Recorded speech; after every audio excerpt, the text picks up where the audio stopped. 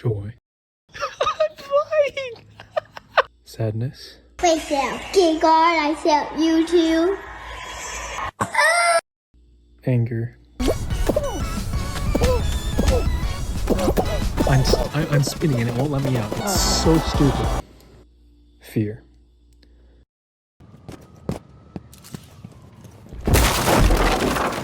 All of which are emotions that we feel on a daily basis, and these emotions are more common while playing video games. Ever since I was a kid, I've always enjoyed playing video games, such as Wii Sports, Mario Kart, Lego Star Wars, and many more. Now, I'm in college on a psychology major, and I enjoy learning about the human mind and what happens in our heads. So let's mix these two and explore the psychology behind video games. While going over the psychology of video games, we're going to be looking at a few games and how different situations from these games can trigger different parts of our brains. Video games are constant stimulants. It doesn't matter what's being played, from games like Candy Crush, which can be calming, to Mario Kart on Rainbow Road, which can be an absolute nightmare. According to writer Lila Patel in 2020, different types of video games develop different skills as well as activate different parts of the brain. More broadly speaking, games that require team efforts help develop collaboration abilities. Other action-focused video games have the ability to increase brain activity in the premotor and parietal cortex, where motor skills, quick thinking, and control of sensory movements are required. The release of hormones is another very important part of the brain when it comes to life, especially when it comes to video games. Whether it's winning a high-stakes game with a ton of stress and dopamine, both of which come from the hypothalamus, or an enemy that's 50 times your size falling from the ceiling, causing more stress. Now, without further ado, let's get into the games. The game that's going to start us off is Helldivers 2, or just Helldivers for short. Helldivers is a video game where you and up to 3 players are dropped onto a planet with hostile bugs or murderous robots. As of December 12th, there are now alien squids and mind-controlled zombies. Nonetheless, your team's goal is to complete a main objective with other optional missions sprinkled about the map. This can range from taking out just a few enemies to dropping a ballistic missile on the exact same planet that you're on. Helldivers is a game where working with your team to complete missions, waiting for your gear and ordnance to land, and being constantly on edge is key to the success of the mission and the safety of your team. The parts of the brain that are active while working with and communicating with your team are the prefrontal cortex in blue and the inferior frontal cortex in yellow, which are the processors that send signals to the left middle temporal cortex in green, which is the decision maker and controls social behavior. As mentioned earlier, the hypothalamus of the pituitary gland is active when releasing dopamine after a successful mission, or just something cool happened. The hypothalamus is also active when sending messages to adrenal glands, which causes us to fight, flight, or freeze, all of which can be experienced while playing Helldivers. Helldivers is not the only game with the brain responding to what happens. It is also not the only game with bugs, which leads us to the next game, Hollow Knight. Hollow Knight is a game where you are a tiny little bug who escapes the abyss and explores the kingdom of Hollownest. The game starts with you dropping into a canyon and ends with you fighting the sun. Don't look into it. However, to fight the sun and save the day, you have to fight an entire roster of enemies that are ready to beat you back to the hole that you crawled out of, no matter how small you are in comparison. A majority of the game is filled with ambient exploring, with an occasional boss here and there. Most of the rooms that the bosses are in are obvious, but some can be a surprise. When surprised by that one boss, some great music plays. However, music isn't what we're focusing on. But if we have to focus on it, it comes from the auditory cortex and the temporal lobe, which allows us to process this absolute masterpiece of music.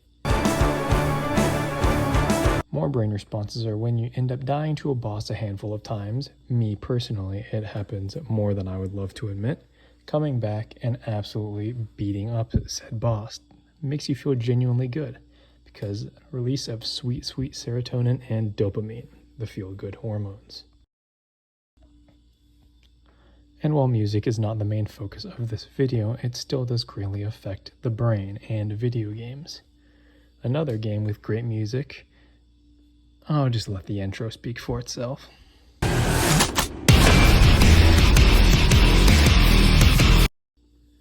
Doom Eternal is a game that is summarized to perfection by one of my friends.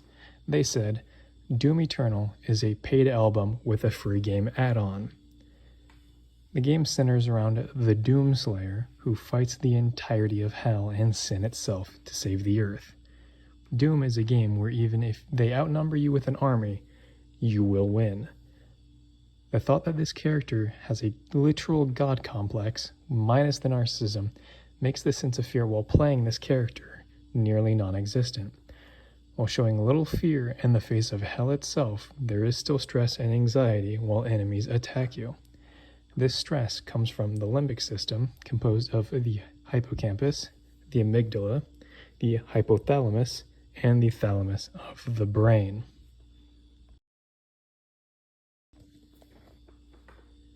Stress is a necessary part of life, and stress can be caused by video games and the situation of video games, such as constant fights and a constant deathmatch between others. However, this game makes those seem very, very weird and makes you seem very, very relaxed. Why? Because it's Party Animals.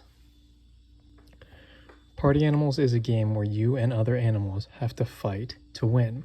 There's also a little racing mode similar to Mario Kart, which is generally new. This game is probably some of the best $20 that I've spent on a video game, because even when I'm getting absolutely drop-kicked by my own teammate, which would make me angry in any other game, it's just too funny and can easily be laughed off. It's a game that is mostly relaxing and stimulating, but can lead to some stressful moments, or moments with lots of dopamine being released.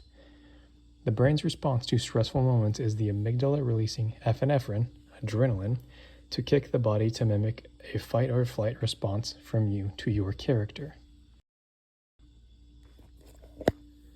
This wraps up the games that we're going to be talking about.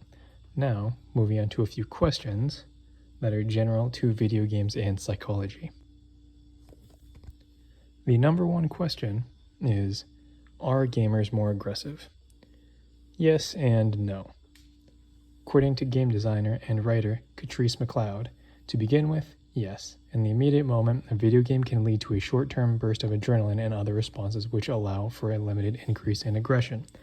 This meaning that aggression is only temporary when it comes to video games, and having an outlet to vent said aggression is generally therapeutic and a great way to relieve stress.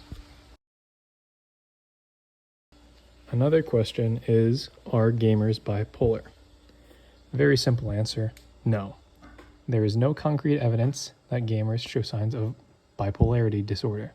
However, the brain can process 11 million bits but can only consciously process 40 bits per second.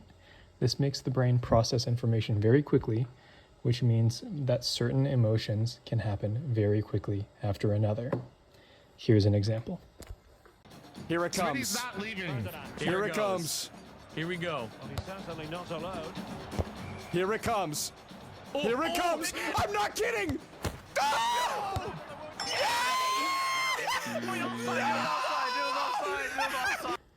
The psychology behind video games is greatly interesting and can be a wonderful way to look introspectively and find ways to improve upon certain ways of life.